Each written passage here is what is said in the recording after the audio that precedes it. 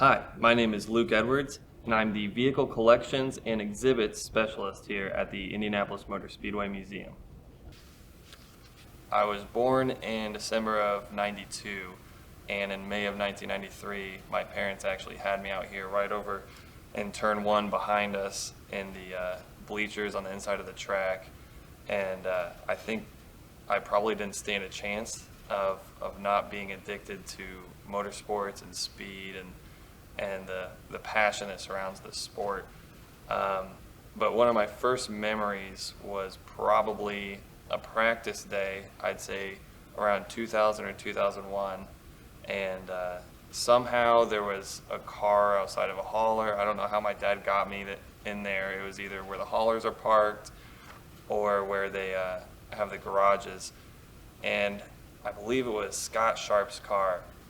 They had backed it out of the garage or the hauler, and it was just sitting there, and nobody was around, and my dad kind of nudged me over towards it, and it felt like I was getting close to a wild animal. Like, I'd seen the cars on track, I knew the potential that they had, and I kind of froze in my tracks because it was honestly a little bit intimidating, and I felt him just come up behind me and kind of nudge me even closer to it, and I ended up just kind of looking around the car, looking in the cockpit area. It was the closest I'd ever been because I'd only seen them from the stands. And something kind of sparked that day, and I just knew that I wanted to be around it. It's just an addiction, to be honest. I probably wouldn't have pursued this as a career if I didn't have an immense respect for what racing drivers do. But there was just something about this place and this event that was too addicting to not start pursuing on a bigger level. Once I decided that I wanted to work here, I just went all out. I had already decided in my mind this is what I wanted to do, and I had to go up against a lot of very deserving and very enthusiastic candidates, and fortunately they gave me the opportunity. Kind of on the heels of wanting to build that connection with future generations and creating new race fans and giving current race fans and car aficionados the substance that they're looking for. It relates to the collection because in order to tell the real stories behind the hands that built these cars and the men who drove them, we want to make sure that we're uncovering as much of the history as possible, whether that means physically going through the car, looking up part numbers to figure out who worked on it, where did the engine come from, or just figuring out the best way to tell the stories that have already been told for generations so that maybe we can make them a little bit more relatable to future generations. I think that's where the passion really blossoms when it comes to the physical collection and the cars themselves. I personally just have a lot of energy that I feed off of just being around race cars in general.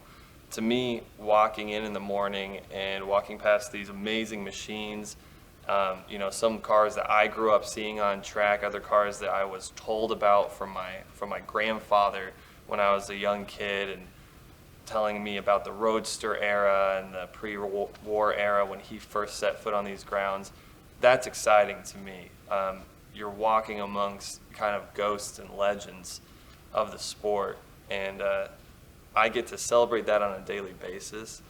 And every time I get to dig into a car a little bit more, whether it's to make a social media post or because we're going to feature it in an upcoming exhibit, it's very exciting. It feels like you're sort of an archaeologist of sorts, and every time you find a new bit of information to better tell the story, or any time that you verify something about the car that you are unsure about, that's always a win in my book. And another part of the collection is how we display it. These cars are already exciting to me just sitting there, whether they're down in the basement or whether it's a car on loan that's coming in for, say, the Mario exhibit that we had before, or the Amazing Hunter exhibits that was on display. I helped volunteer with that before I actually worked here officially. I want to convey that excitement to other people, I want to evoke those same emotions. So we're looking ahead at how do we better display the cars. You know, we have that platform that we have the Janet Guthrie car on that's a section of the turn with the banking and everything like that. We're playing around with amazing ideas. We're drawing some up right now. How do we put these static objects into motion and sort of bring that exhibit to life and convey that motion and that speed to people that are getting to walk around a still object. So in the near future, trying to create a more interactive experience of the museum, maybe even changing what a museum is moving forward. We want to involve more digital content, whether it's more photographs that maybe people have never seen before, video content into the physical exhibit itself surrounding these amazing automobiles. Pulling people in and bringing these exhibits to life is very important to me. So we're looking in the next few years at kind of breaking some ground in the museum itself.